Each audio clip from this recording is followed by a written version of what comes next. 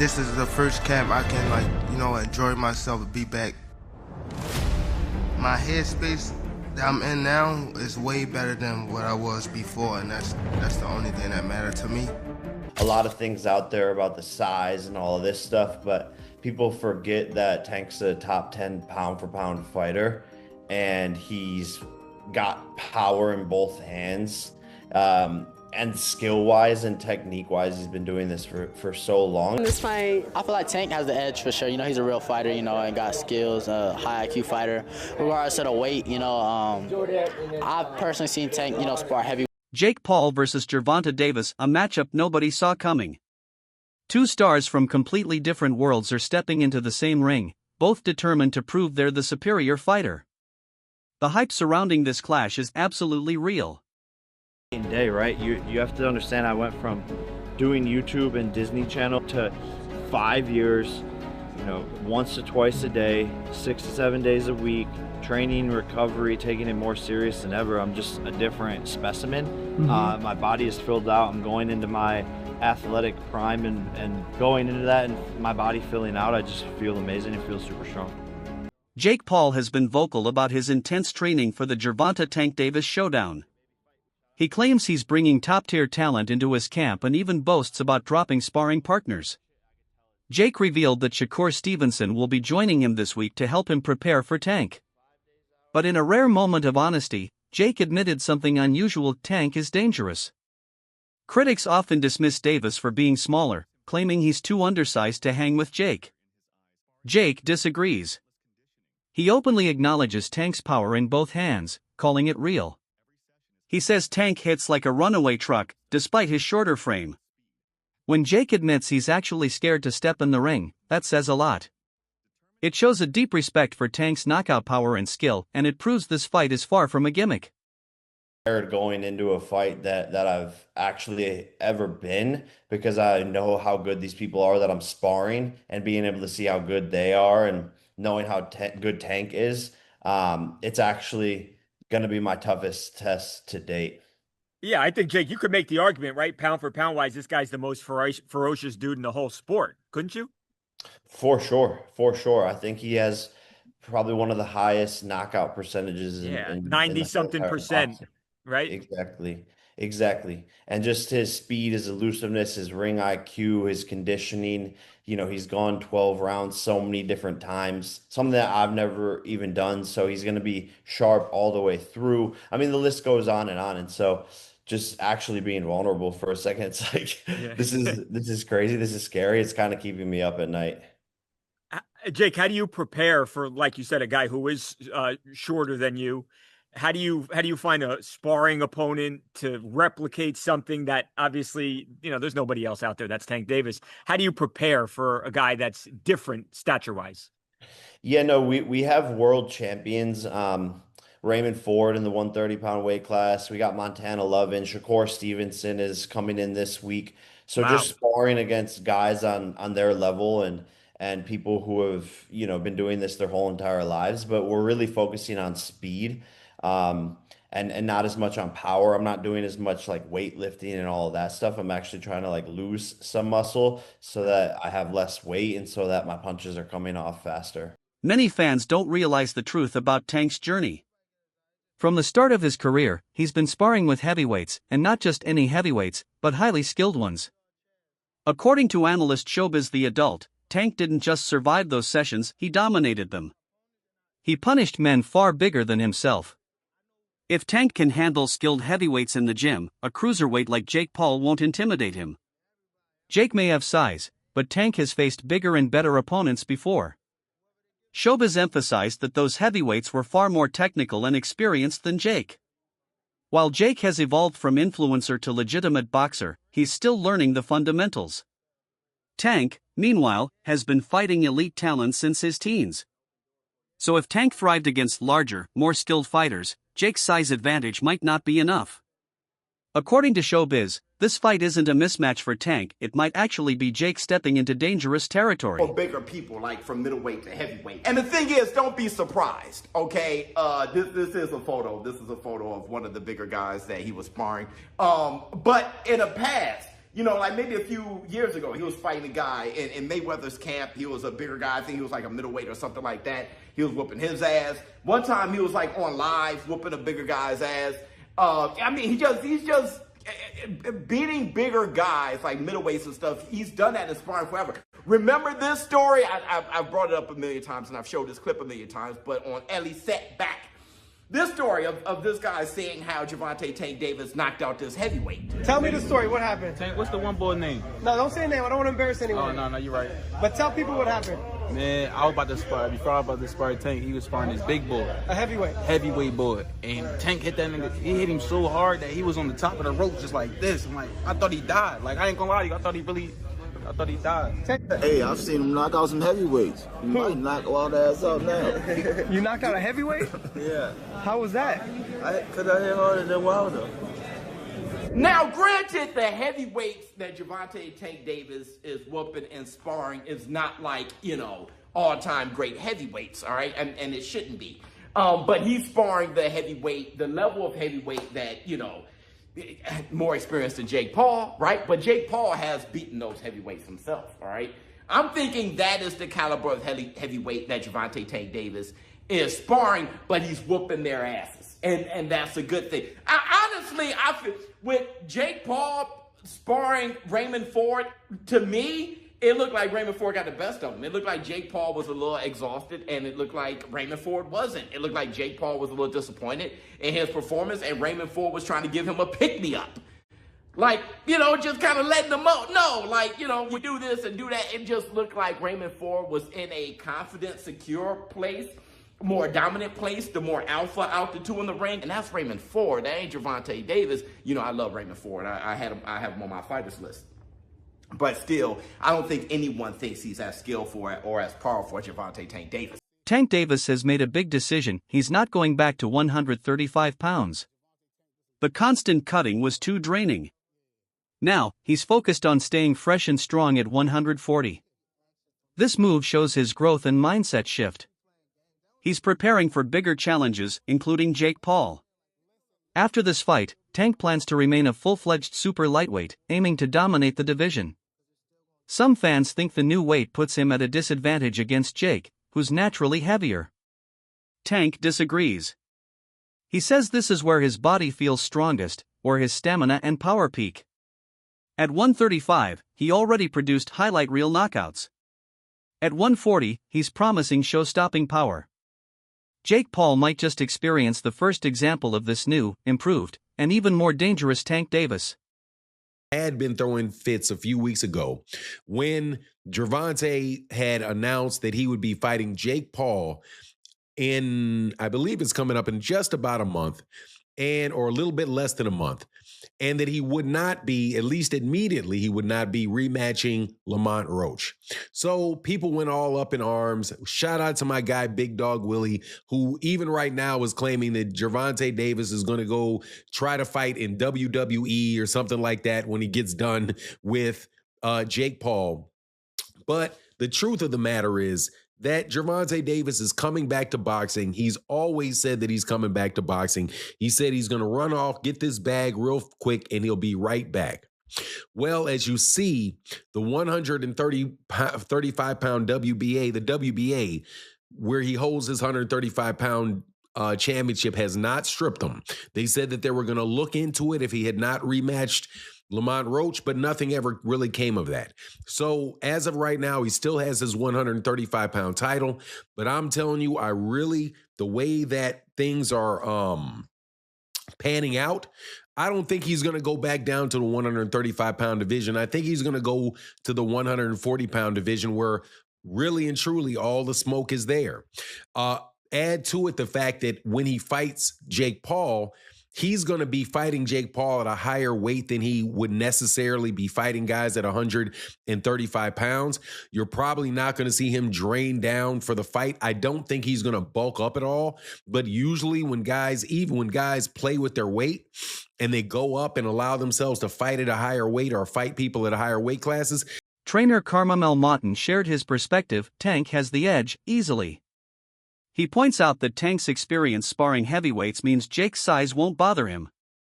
Skill beats strength, and Tank's skill level is on another planet compared to Jake, who's still developing. Carmamel knows Tank personally and sees his grind every day.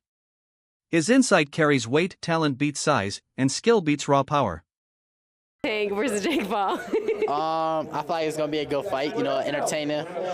It's an exhibition, so we're gonna see how serious they really take it. But I don't know, they both getting a lot of money, so congrats to them. What if you had it who has the edge in this fight? I feel like Tank has the edge for sure. He's a real fighter, and got skills, high IQ fighter.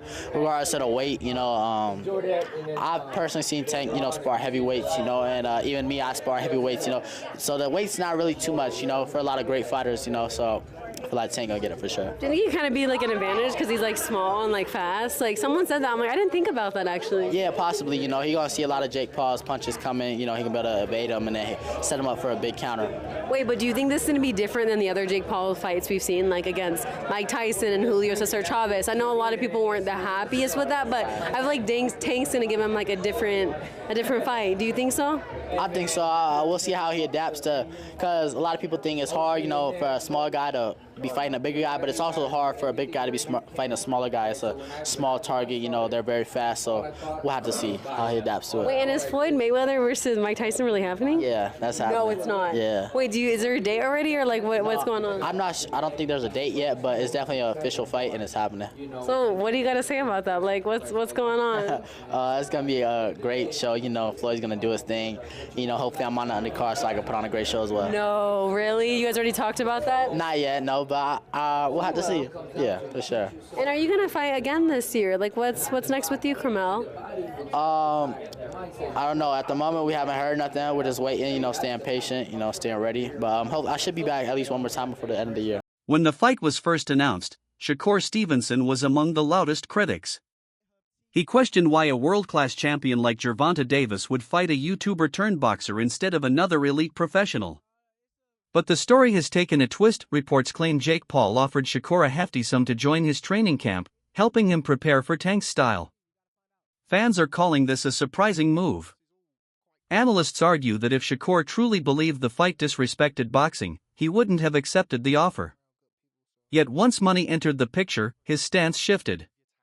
The same fight he mocked as a circus is now one he's indirectly helping with, a perfect example of how business can reshape opinions in boxing.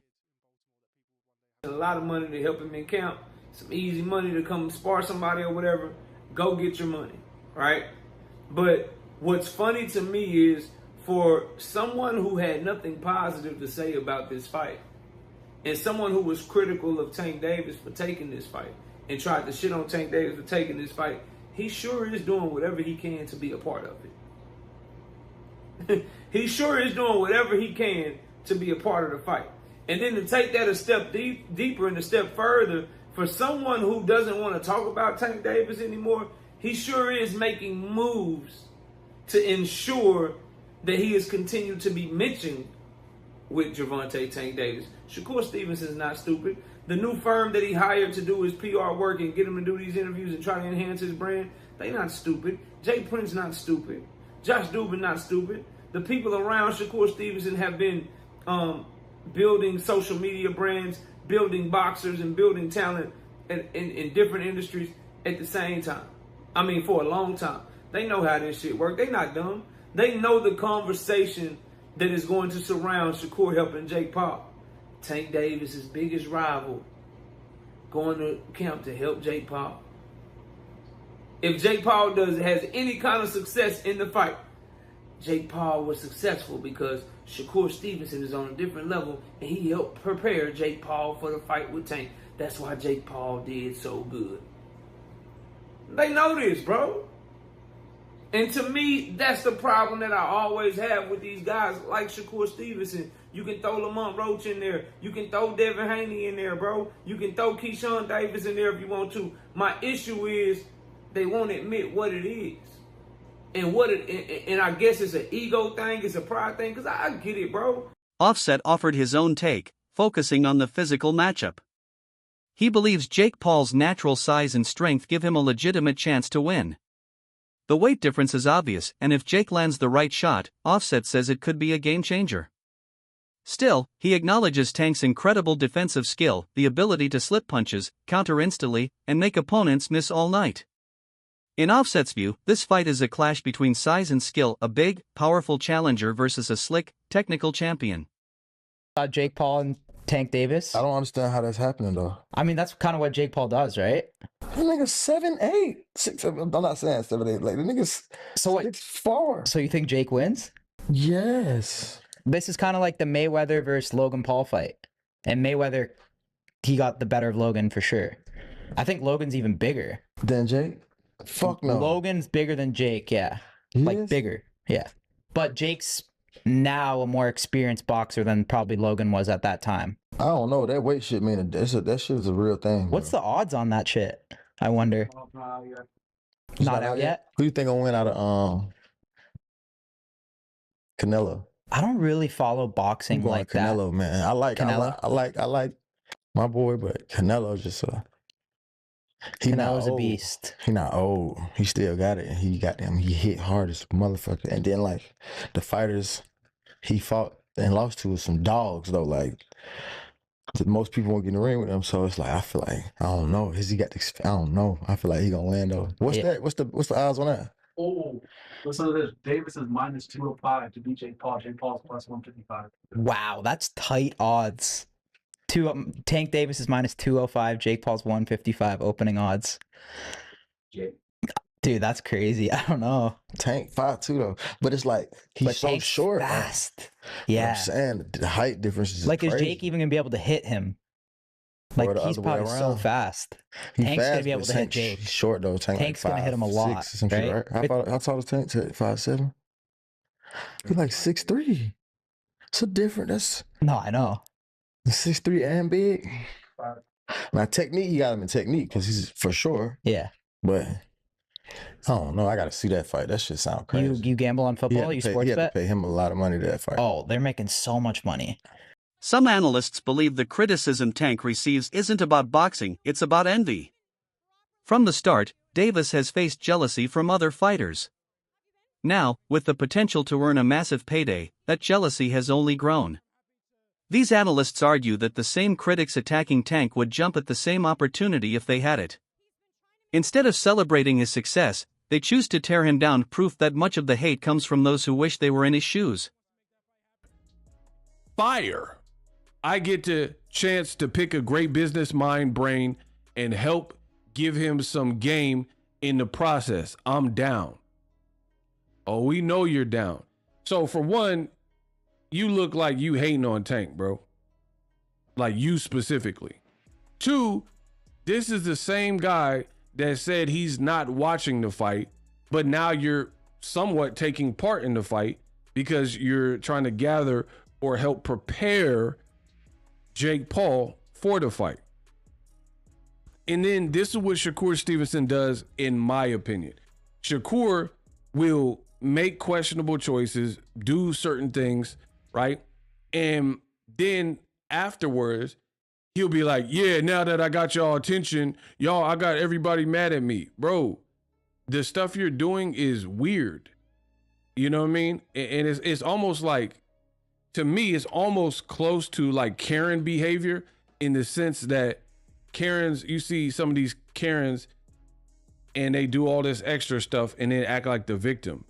And I told you that's one of the main problems with Gen Z, right? Where Gen Z, they will do just weird things, make weird choices, make weird decisions, and then they'll act like, man, I'm Tupac, me against the world, everybody's against me. Everybody's not against you. You're just doing weird things. You're making weird decisions, it's weird behavior, so on and so forth. So let's ultimately recap. We got to do the Boxing Ego recap to see what's really going on here. There's ongoing debate about the rumored purses for this fight. Figures between $20 and $40 million seem reasonable to most analysts. But some reports claiming both fighters could make nearly $200 million each? That's harder to believe. While this event is massive, those sky-high numbers sound too good to be true. For now, the exact amounts remain a mystery, impressive, but uncertain. It says 150 to 200 mil. That'd be the most any athlete's ever made in one event, in one night.